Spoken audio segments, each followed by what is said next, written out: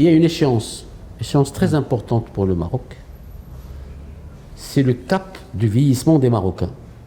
Aujourd'hui, le Marocain vit jeune. Oui. 78 ans, c'est jeune, c'est pas vieux. Quand on voit que le Français vit 88 ans, que l'Américain vit 91 ans, et aujourd'hui, toutes les pathologies en rapport avec l'âge ne sont pas encore très fréquentes au Maroc. Je donne un exemple.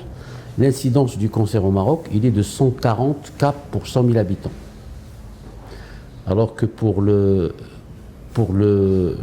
France et les États-Unis, c'est aux alentours de 400 à 500 pour 100 000 habitants.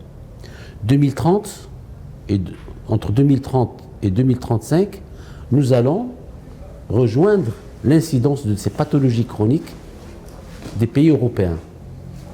Et si on ne se prépare pas, les groupes maintenant qui agissent dans ce secteur, nous allons avoir des difficultés pour traiter des malades. Aujourd'hui, nous avons besoin de 45 000 lits. Un besoin de 45 000 lits, ça veut dire, si on considère que la moitié des cliniques se trouvent dans le privé, nous avons besoin de 400 cliniques, autant de ce qu'il existe maintenant.